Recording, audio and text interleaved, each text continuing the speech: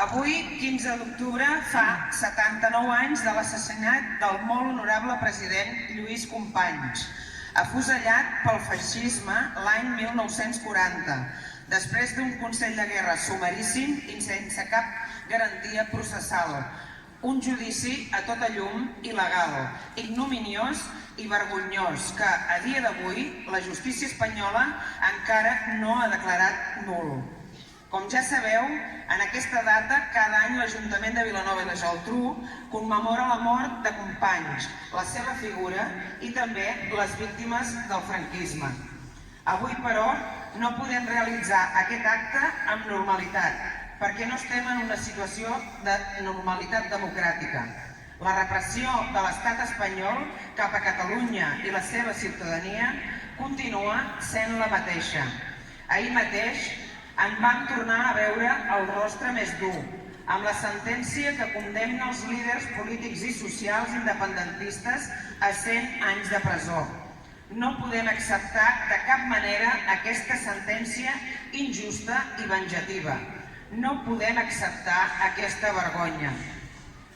Tenim càrrecs electes escollits legítimament a la presó i a l'exili per defensar i portar a terme un mandat democràtic del poble català, per posar les urnes.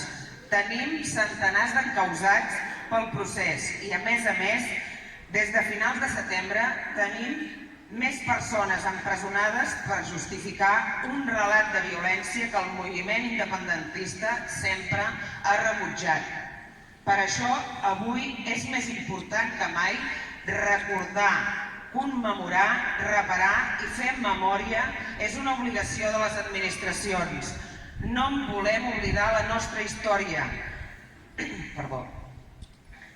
No volem oblidar com l'Estat ens ha perseguit i continua perseguint-nos. Ha fet servir la represàlia de forma habitual i constant, però nosaltres insistirem a reivindicar la justícia real, la democràcia plena, la dignitat com a poble i el dret a l'autodeterminació. Als anys 30 del segle passat, el feixisme que s'alçà contra un govern escollit democràticament a les urnes va provocar un estat dictador i feixista que va perpetrar més de 180.000 execucions entre els anys de l'aixecament i el 1945, més de 2.500 fosses comunes, més de mig milió d'exiliats, més de 140.000 persones desaparegudes. Són dades demolidores, esfereïdores, però també hem de parlar de la vulneració sistemàtica dels drets humans, del patiment i el trauma psíquic que va comportar aquesta repressió des de la por i des de voler invisibilitzar a centenars de milers de persones. Va ser i encara és una catàstrofe social immensa. Va ser una barbàrie total i no es pot banalitzar, distorsionar, maquillar o endolcir com llegim, escoltem i vivim en aquests darrers temps. Ho hem de dir ben clar i ben fort. La presència de la dictadura encara està present entre nosaltres. Ha sobreviscut el pas dels anys i encara estem pendents del reconeixement legal i polític complet a les víctimes i a les seves famílies. No oblidem i no oblidarem.